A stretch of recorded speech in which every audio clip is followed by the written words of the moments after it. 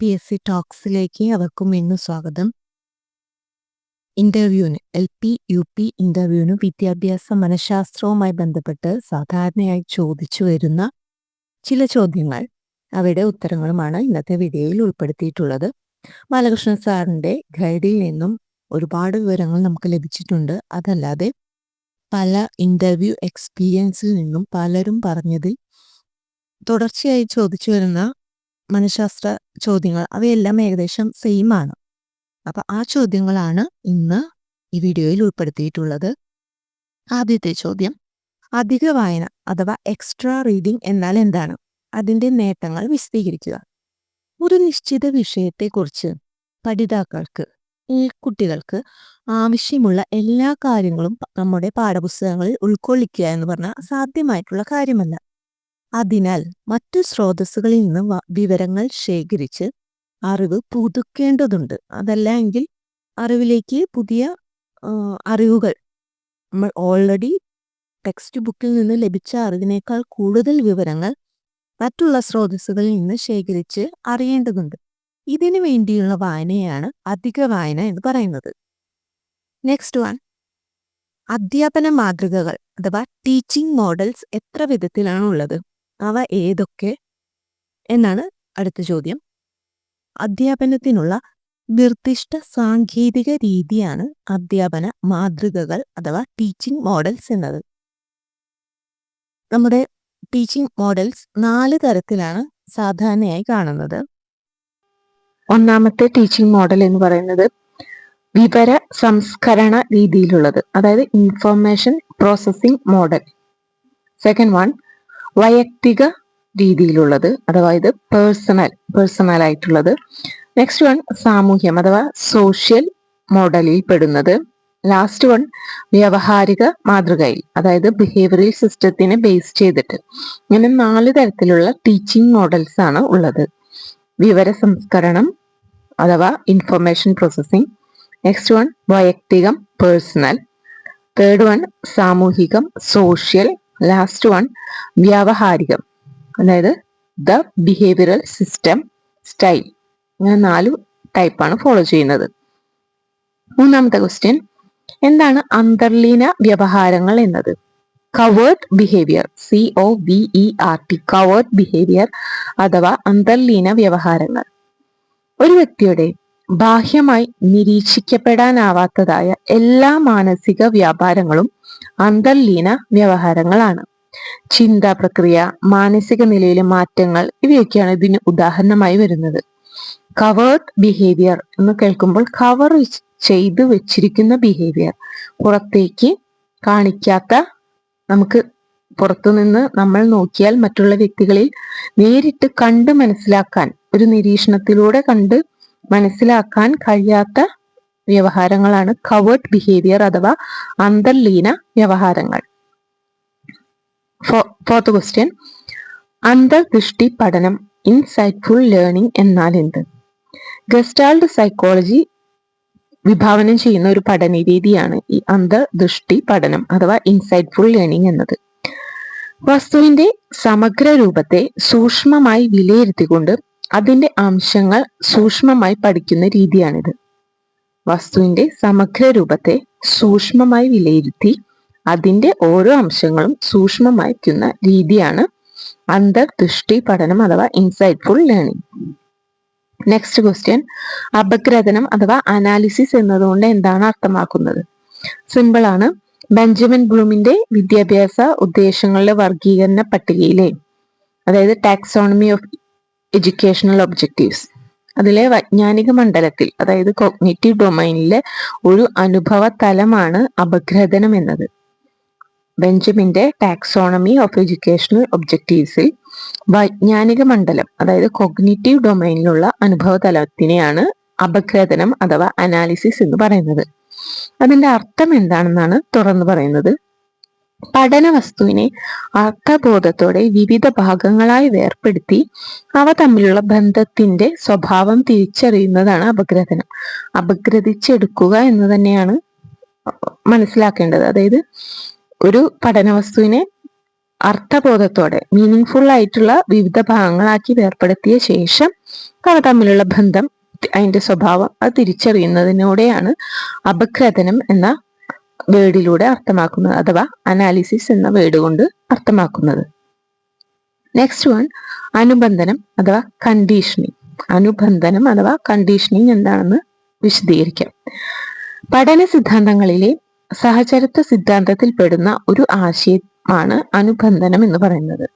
ഒരു സ്വാഭാവിക ചോദനത്തോടൊപ്പം നൽകുന്ന കൃത്രിമ ചോദനം പല കുറി ആവർത്തിക്കുകയാണെങ്കിൽ സ്വാഭാവിക ചോദനം ഇല്ലാതെ തന്നെ കൃത്രിമ ചോദനം പ്രതികരണത്തിനിടയാക്കുന്നു.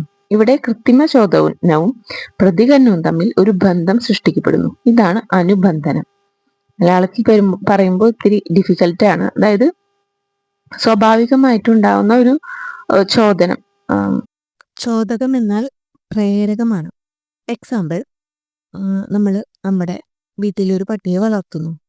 പട്ടിക്ക് ഫുഡ് കൊടുക്കാൻ നേരമായി, അതിന് വിശന്നിരിക്കാൻ ടൈമാണ്. ഫുഡ് കൊടുക്കാനായിട്ട് നമ്മൾ അടുക്കളയിൽ നിന്ന് പാത്രങ്ങൾ ഇങ്ങനെ കലപില ശബ്ദമുണ്ടാക്കിക്കൊണ്ട് അതിന് ഫുഡ് ഒരു പാത്രത്തിൽ ഇടുകയാണ്. അപ്പോൾ നമ്മൾ നമ്മുടെ ഡോഗിൻ്റെ അരിയത്ത് കൊണ്ടുവയ്ക്കുന്നു. അപ്പം ആദ്യം അതിനെ മണപ്പിച്ച് അതിനൊരു എന്താ പറയുക, അതിനൊരു ഇൻട്രസ്റ്റിംഗ് തോന്നും, കാരണം അതിൻ്റെ മണം കിട്ടുന്നു. പിന്നെ അത് ആ മണം പിറ്റേ ദിവസം ആകുമ്പോഴേക്കും ആ മണം വന്ന് തുടങ്ങുമ്പോഴേക്കും അറിയാം ആ മണം എനിക്കുള്ള ഫുഡാണ് എന്നറിയാം. അങ്ങനെ ഒരു കുറച്ച് ദിവസം കഴിഞ്ഞ് പിന്നെ അവന് അടുക്കളയിൽ ശബ്ദങ്ങൾ, ആ കറക്റ്റ് ടൈം ആകുമ്പോൾ അടുക്കളയിൽ ശബ്ദങ്ങൾ കേൾക്കുമ്പോൾ തന്നെ ആ പട്ടിക്ക് അറിയാം, അല്ലെങ്കിൽ ആ ഡോഗിന് അറിയാം ഈ ശബ്ദങ്ങൾ ഉണ്ടാക്കി തുടങ്ങുന്നതിന് കാരണം എൻ്റെ ഫുഡ് ഇപ്പോൾ വരാറായിട്ടുണ്ട്, അതുകൊണ്ടാണ് എന്ന്. അതാണ് ഇവിടെയും പറയുന്നത്. അതായത് വേറെ ഒന്നും തന്നെ ഇവിടെ പറയുന്നില്ല. ഇവിടെ നമ്മളൊരു സ്വാഭാവിക ഒരു ചോദനത്തോടൊപ്പം നൽകുന്ന കൃത്രിമ ചോദനം പല കുറി ആവർത്തിക്കുമ്പോൾ ഈ സ്വാഭാവിക ചോദനം ഇല്ലാതെ തന്നെ, അതായത് മണം വരാതെ തന്നെ ആൾക്ക് ഫസ്റ്റത്തെ കൃത്രിമ ചോദകം, അതായത് നമ്മൾ കൃത്യമായിട്ട് അതിനെ ഒന്ന് പ്രകോപിപ്പിക്കാൻ വേണ്ടി ചെയ്ത് തുടങ്ങിയതാണ് ഈ പ്ലേറ്റുകൾ ശബ്ദം ഉണ്ടാകുന്നത്. അത് ഫസ്റ്റ് കേട്ട് തുടങ്ങുമ്പോൾ തന്നെ ആ ഡോഗിനറിയാം എനിക്കുള്ള ഫുഡ് വരുന്നു. ഇതിനെയാണ് ഈ അനുബന്ധനം അഥവാ കണ്ടീഷനിങ് എന്നതുകൊണ്ട് അർത്ഥമാക്കുന്നത്. മനസ്സിലായിട്ടുണ്ടാകുമെന്ന് വിശ്വസിക്കുന്നു.